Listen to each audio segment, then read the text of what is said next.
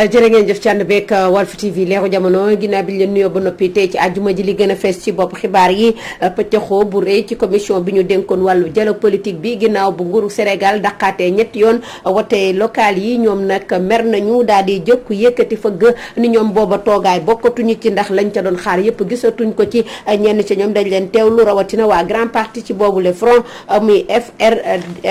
FRN lu jëm ci wàllu juróom-benni téeméeri millions yi ñuy laaj seen i njaatige liggéeykat yi nekkee ci hôtel Savana ca diwaanu Saly mer nañu ni dàq nañu leen seen àq ak seen yelleef ñu koy salfaañe wax nañu ba taali kilifa yi mu tëtic ci fa mbaxana doone benn la ñu jëm ak ñoom waaye kilifa ak réew mi ñu ngi ciy ñaan njekk ngir seen alal jooje ñu jox leen ko ndax lottu nañ ñoom ak seen i njaboot bu yàgg ba tey at ñuy taaba mënatuñu collectif bu ñu taxawal ngir nag jàmm mën a am ci réew mi benn pëccëxoo rawatina ëttu këru diine yi ci àjjuma ji ñaari plainte boo xam ne yóbbu nañu ko ci kanamu procureur bi ak boo di konte ci wàllu xeet la ñuy ñaawlu taxawaayu Madiambal Diagne mi ñi ni bu ñu moywul dina fi indi féewaloo ci wàllu xeet wala boo di konte kon nag plainte yooyee teg nañu ko ni duñ ci deltu gannaaw beneen ba jox nañu ko waa CORED mi yor taskatu xibaar yi ndegam daa yor bu xibaaram te di ci génne lu ko neex noonu la ñu ko waxee tey jii bi ñuy dajee ak taskatu xibaar yi ci wàllu koor gi chrétien yi pare nañu ñu ngi nekk ci wàccaayu ngalax gi ak mees yi di fàttaliwaat weer bi nga xam ni ak fukki fan daanaka ñeent fukki fan woor nañu ko ba noppi bul abbee bu ñuy teewlu ca Grand Yoff mooy yor lii di église ba dinañ ci ñëw nu mu gën a yaatoo ci biir xibaar yi ak ngalax googee ñuy togg di ko jokkalante ak jullit yi muy lu fi yàgg di cosaan ak aada fii ci milem réew dinañ ci teg tàggat yaram benn ponk moo cay des yéene kaay la Omar Bun Xattab Gueye leen ci yàndal buñ ca yeggee ci kanam tuuti ñu yaatal xibaar yi.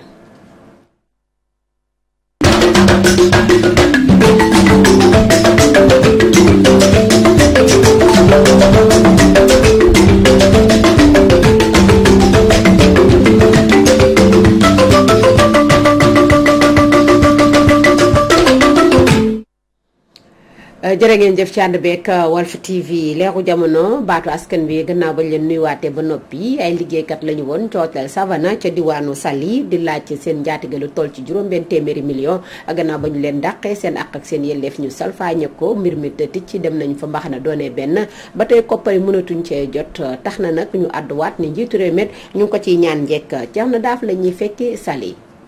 ñoom ñi ñu dàqoon lu tolloog ñaar fukki at a ngi nii ci ginnaaw te ñu doon liggéeyee ci diiwaanu hôtel Savana bu Saly ñooy fàttali seen bopp kilifa yi.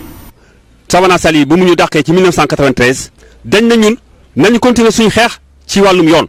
moo tax ñu defoon suñu recours le 10 janvier 1994 ñu demoon ci conseil d'état demandé fa recours contre décision bi nga xam ne ministre du travail moo ko jëloon dàq ñu de façon abusive. conseil d'état nag ba mu saisir dossier bi ca 1995 le 28 juin exactement mu génne benn décision ne dàq bi ñu dàq doon na dàq bu jaarul yoon lu ñuy wax licenciement abusif excès de pouvoir le ministre ba defoon jamono yooyu moo doon Serigne Diop. ginnaaw bi ñu gagné procès yépp te ñu yóbbu woon ki leen bokkoon yilif ci diiwaanu ëttub attekaay yi ñoom liggéeykat yi ñu dàq jamono ji nee nañu lu ñuy laaj moo di ñu teg seen loxo seen koppar yi ñu leen jagleloon. muy conseil d'état muy cour de cassation fu ñu ci mënta demit dëgg gi dañ ko dellusiwaat ci travailleurs yi décision de justice bi nga xam ne moom la ñu jël mooy ci faveur travailleurs yi pour ñu jëlaat ñu fay ñu ay dommages et intérêts. cour d'appel bu Dakar ba mu ko jotee daf ne ba mu ko jugé ñaari yoon daf ne Savana Saly comme direction nangul respecté mbir yi nangul jëlaat liggéeykat yi na leen fay donc ay ndàmpaay muy dommages et intérêts ndàmpaay yooyu dem na ci juróom-benn téeméeri millions ak yu teg. li seen ki leen doon liggéeyloo bañ teg seen koppar seeni loxo nag. tax na ñoom liggéeykat yi woon di ñaawlu tekkate yi nga xamante ne ñi jiite réew mi moom la ñu dëkkee. ñun juróom-benn fukki nit la ñu woon ak juróom-ñeent waaye fukki nit ak juróom-ñaar ñàkk nañ ci seen bakkan boobu ak léegi seen njaboot tas nañu waxatuma nag naqar ak ndóol bi nit ñi dëkkee ak situation jafe-jafe jamono yi ñu nekkee. dund bi métti na seen sëy yi tas nañu ay xale yi dàq nañ ci école xale yi juddoon màgg nañ ba nekk ay kilifa te décision de justice yaa ngi ni toog décision de justice tamit suñ ko mënul jaaral ci jëf amul njëriñ kon décision yi ñu yore faw ñu jaarale ko jóg président de la République nañu ko interpellé mu bind nañ ko nag ay yoon ba mu faloo en 2012 Abdoulaye Wade tamit waxoon na jamono nañ ñu fay ba c'est-à-dire ministre bi nga xam ne premier ministre ba woon mu doon Idrissa Seck mais ba léegi furaas Macky Sall tamit continuité la nekkee. ngir ñu jot seeni koppar nag ñoom ñi doon liggéeyee ci ay jamono hôtel Savana bu Saly ñaan nañu ki jiite réew mi mu àddu ci ni mu gën a gaawe Mbour Thierno Daaf Walfadjri. gannaaw bu ñu jëlee kii di Cheikh Biteye Bamba ci poste bi nga xam ni Touré ca Matam yóbbu ko fa ñi mer lool di yëkkati seen i kàddu ci wàllu permis yeeg anam ba ñu leen tegoon seen kilifa googe ne jaay nañu leen doole mbir mi nag ànduñu ci yëkkati seen i kàddu di ko ñaawlu bi ñuy dajeeg taskatu xibaar yi ca fa bërëb ba ñu nekk ca pegg aéroport Léopold Sédar Senghor fa lañ leen fekk Souleymane Kane moo tënk seen i kàddu indaale ko ci reportage. gannaaw ba ñu ko jëlee nag fii ci Dakar yóbbu ko ca Matam Cheikh Sidi Baba Touré amicale des moniteurs et employés auto-école du Sénégal am nañu janoo ak taskatu xibaar yi di fësal seenub naqar ci jëwrin bi ñu dénk wàllu dem ak dikk bi ñoom nag ña ngay wax ni secteur boobule Cheikh Sidi Baba Touré def na fa ay jëf yu rafet. li ñu fi indi tey mooy dañuy yëg ne ki fi yàlla tegoon muy te yàlla na ko fi yàlla continuer teg. muy chef de division bi ak lu baax li mu def ci secteur bi parce que secteur boo ko yoree socialement professionnellement je pense que ña ca nekk mën nañ ne gàcce ngaalaama ñun regretté wuñu li mu fi nekk ak ñun parce que def na fi loo xam ne bët tegu na ci ndax def naa fi 35 ans nag mosuma gis ñu relever benn chef de division auto-école yëpp xëy tëj seen bureau ñëw ne dañ koy dimbali dañ koy won cofeel. ñoom nag ñu ngi doon wax ni Cheikh Sidi Baba Touré li mu mën ci secteur bi gisaguñu ku ko mën bañ koy yóbbu Matam. tey boo xoolee parc bi régénéré wu na donc ci liggéeyam bu ñu yombalal moo tax ñu mën ko tey nag buñ ne dañ ko fiy jëlee suñu ñun duñu xeex pour ñu bañ ko fay jëlee c'est l'administration y a le turnover mais nag buñ ko fiy jëlee aussi ñun war nañ cee mën a wax. lu tax ñu mën cee mën a wax parce que dañuy wax état de service am li mu fi def Covid bi fii la ko fekk stade bi ñuy dàq fii la ko fekk bi mu ànd ak ñun ci la ñu amaat stade bi di ko defar mu ciy def xaalisam rien que pour permettre aux Sénégalais de ne pas être aliénés ci wutum permis de conduire suivant les normes. ñoom ñii lay ñu ngi sàkku ab audience seen diggante ak njëwrin mi ñu dénk wàllu dem ak dikk bi. monsieur le ministre bi nga faloo ba léegi recevoir oogoo ñu. Voilà une occasion nga toog ak les acteurs les plus pertinents de ton secteur c'est les auto-écoles ñeneen ñëpp c'est des exploitants ñun ay formateurs la ñu ñooy jëlee sénégalais bi ci 0 yóbbu ko ba 100 ñu lay ñaan à travers ce plaidoyer loo ñu mën a teel a recevoir ñu wax la chantier yi ñu soxla parce que déjà l'assainissement du secteur soxla nañ ko am na lu bëri loo xam ne buñ ñu xeeb mën nañ la ko apporter ci li nga bëgg a liggéey pour le développement de ce secteur. ci leneen wàllu politique front de résistance nationale ñu gën koo xam ci FRN ñoom mer nañu ca taabal ji ñu toogoon di dialogue di waxtaan ak nguur gi kuréel yu bari ñu tegoon ko fa fépp nañu génne ci ni ba ñu gisaatee njiitu réew mi ñi mu àndal daqaat watey local yi ñetteelu yoon ba yóbbu ko ca 2022 moom la ñu xajootul abal nañu leen rawatina ci fa toogaloon waa grand parti ñu teewlu ko Pape Medoune Sow lay wuyoo xooxaan ndong moo taatani kàddoom. génne nañu benn communiqué ni ngeen ko gisee FRN mooy pàcc boo xam ne ñoom ñooy opposition ci dialogue politique bi mais fàttali ni que dialogue politique bi moom ay pàcc la dafa am waa pouvoir mooy majorité présidentielle opposition waaye it société civile ak non aligné ñi ngi foofu donc ci semaine passée mooy ñaar fukki fan ak ñeent ci weer bi dañu def benn réunion pour seet kañ la ñu waroon a mën a organiser élection yi ñëpp jàpp ni que mois de novembre plus tard daal décembre 2021 war nañu mën a def élection yi loolu moom dañ ko wax foofu te ñëpp ci d'accord ñun waa opposition waa non aligné ak société civile ñëpp d'accord nañu loolu def nañu argumentation maanaam wax nañu lañ ko basé pour mën a def élection yi donc ñoom gis nañu ko waaye waa majorité présidentielle comme toujours rek ñoom dañu jàpp ni que ñoom février la ñu proposé te loolu mooy mën a am ñu ne woon ci biir dialogue bi suñu d'accord ci dara dañ koy jox président mu àtte waaye ku àtte tamit da ngay xool ni que ñeenti pàcc yaa ngi fa ñëpp xool nañu ci ñële wax nañu lu tax ñu war ko mën a def défendre nañ ko war nañ la ko ci ay chronogramme yooyu waaye yow nga jàpp fi nga jàpp rek ne déedéet ñun def leen may fàttali tamit ni que dañu ne woon ñun suñu participation ci élection dañ ko sukkandi woon ci balaa dem élection dañu war a jaar ci benn audit du fichier audit bi moom démarré na depuis mi-février ñu topp ci ne que waroon nañu commencer l'évaluation du processus bi démarré guñu ko boobu ba léegi ci réunion ba le passé ñoom sax dañu jàppoon ni que le 1er avril léegi waaye démarré wul donc ñu xam ne que lii am na mauvaise foi bu ci am na benn agenda boo xam ne peut-être ñoom dañ ko jàpp seen bopp. ñu wax ci leneen muy collectif bu taxaw ngir nag yóbbu ab plainte fa mbaxana doone benn doon ñaar sax bi ca procureur la ñuy naqaru nag mooy kàddu yi nga xam ni taskatu xibaar bi di Madiambal Diagne yëkkati na ko ñu ne li mu wax mën naa indi boddi konte ci wàllu xeet Sénégal réewum jàmm la jàmm fi mës a sax ñu teewlu kii di Cheikh Sow moo ci yëkkati la ay kàddu ñu teewlu ko ak Mamadou Diaby Gassama. plainte bi nag li ko tax a jóg mooy wax yi ñaaw yi nga xam ne dégg nañ Madiambal Diagne ñu bind ko ba noppi feddali ko ci ab rajo wax yi nga xam ne ay waxu boddi xeet la mu dem wax ko ba noppi daal di koy feddali loolu tax na ay sénégalais de tous bords daal di initier benn plainte benn pétition boo xam ne ay sénégalais yu bëri signé nañ ko ba pare def benn plainte ànd ñëw déposer ko tey jii ci tribunal yi chef d'accusation la ñuy toppee Madiambal Diagne mooy wax ba noppi feddali ay wax yoo xam ne du dëgg wax ay wax yoo xamante ni dafay ñaawal jëmale ci ab ñoo xam ne ñoom ñoo bokk benn ethnie maanaam ñoom ñoo bokk xeet yàq der jëmale ko ci ab ethnie ak ci ñenn ci ñi nga xam ne ay sénégalais lañ comme kenn ku nekk ci ñun. wax joo xamante ni dafay jur ak mbañeel ci diggante sénégalais yi wax joo xamante ni dafay yàq nekkin gi rafet gi nga xamante ni ñun moom lañ nekkoo ba pare doon ko benn. wax joo xamante ni dafay yàq bennoo gi nga xam ne moom la sénégalais yi bennoo ba noppi dafa mën a jur jëyya bu ko defee yooyu noonu lañ toppee Madiambal Diagne te li ñuy xaar ci procureur bi nag mooy dossier yu bëri jaar nañ fi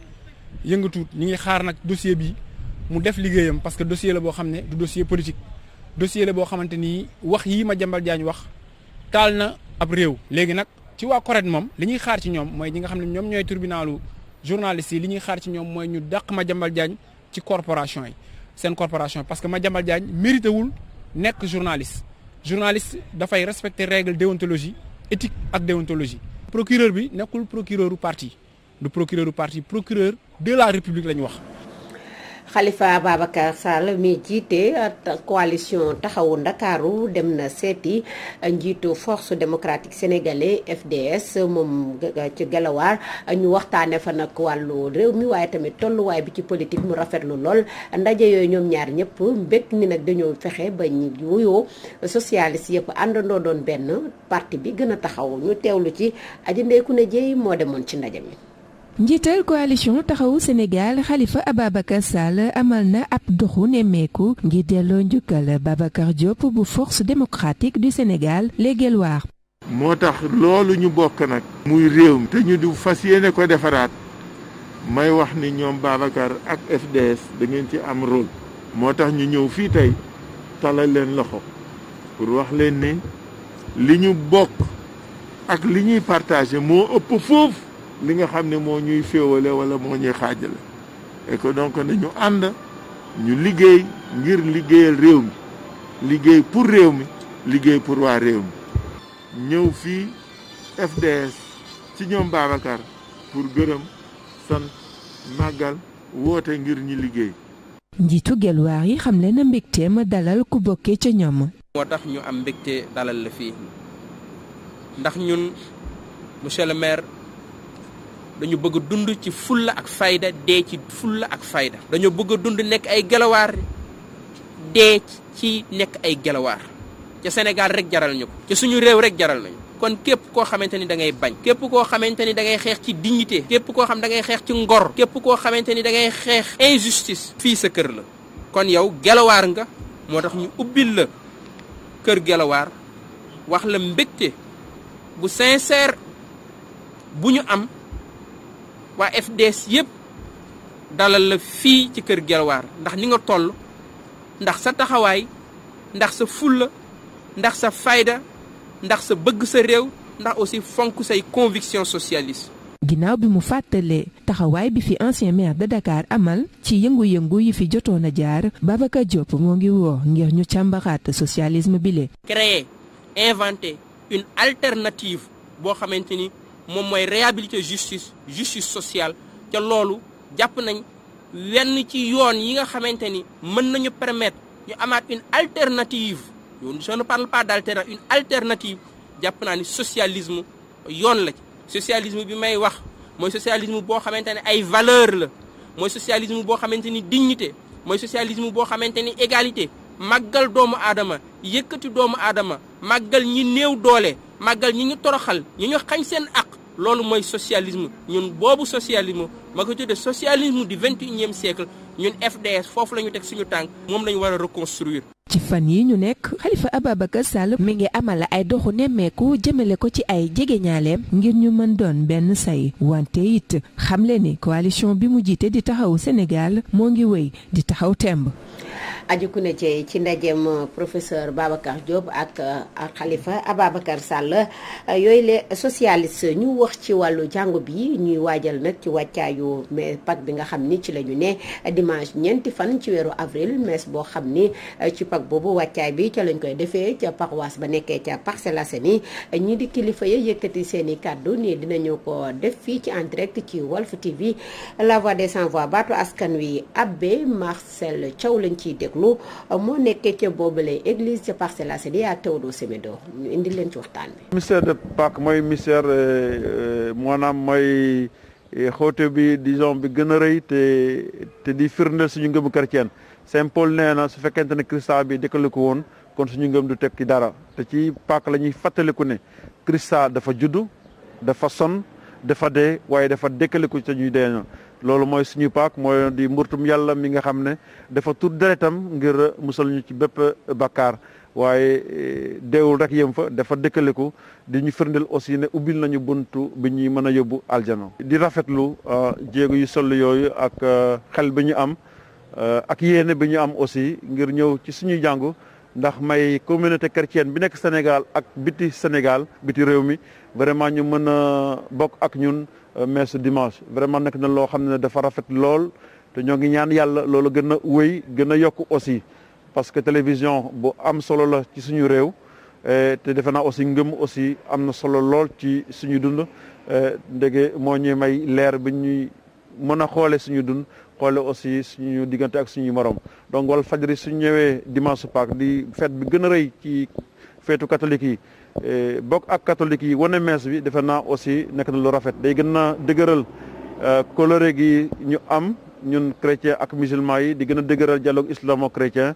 te vraiment nekk na lu rafet. mesures barrières yi nga xam ne dañ ko war a appliquer bu baax a baax voilà fii ci buntu jàng bi képp ku fiy dugg na sol masque na raxas i loxoom na utiliser gel hydroalcoolique wala aussi jàng bi aussi nañ ko décorer ndax lépp lu ñuy ñaan voilà mën ñoo may voilà ñu gën a dajeek yàlla gën a bokk ak suñuy mbokk yi. foofu abbé Marcel Thiaw ma nekkee ca église Marie Immaculée bu Parcelles Assainies daanale ci jàmmoo ji diggante chrétien yi ak ñii di jullit yi fa la ndey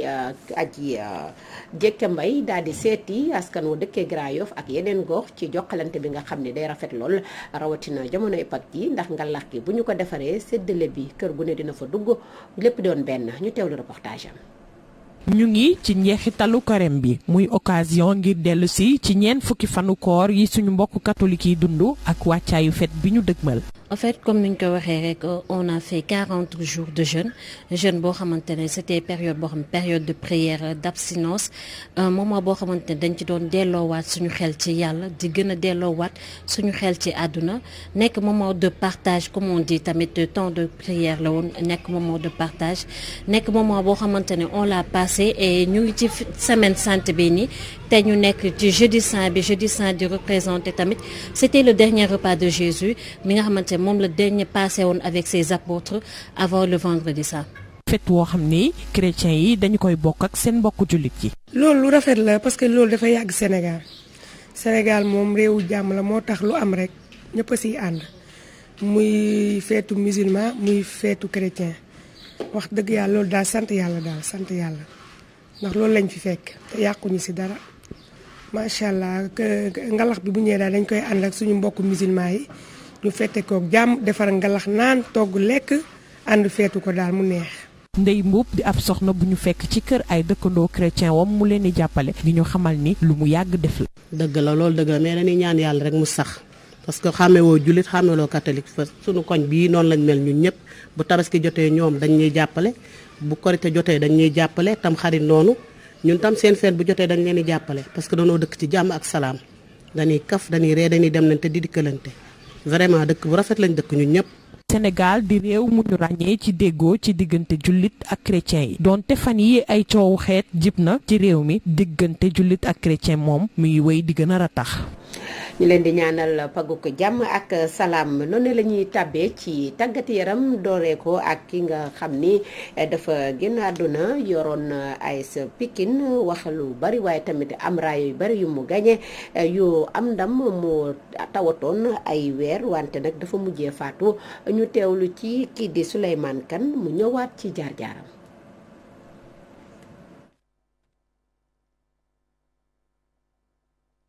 xel mi dem ci laxiraade moo wóor. Alassane Dia ancien coach bu AS Pikine moom nag daal dina fi bàyyeekoo alxames ci guddi jàpp bisu ajjuma ñaari fan ci weeru avril ci atum 2021 Alassane Dia moomu lay bàyyeekoo ci askan bu baax tax na kenn mësu ko xam ci lu ñàkk fayda moom nag daal dina jël ñeenti championnat ak benn coupe du Sénégal gannaaw ñaar fukki at ak juróom ci carrière am directeur technique bu Tëngéej FC boobu lay tàmbali na def coaching ci atum 80 moom nag nekk na champion du Sénégal ak équipe bu Sonacos ci atum 1996 moom nag ci histoire u AS Pikine daal dina tegle ñaari at yoo xam ni dafay jël trophée boobu Alassane Dia nekkoon ku ràññeeku loolu ci wàllu football ay naataangoom nag dañu ñu ci di ko seedeel ay jikkoom yu rafet moom nag daal dina gagné coupe du Sénégal ak équipe bu Sonacos ci atum 2001 nekkoon nag ku xarañoon ci liggéeyam ba tax na lépp lu mu daan def da ko daan seet ba mu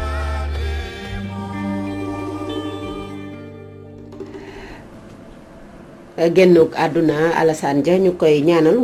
suuf woyof ci kaw moom mi yoroon AS Pikine mu doon nekk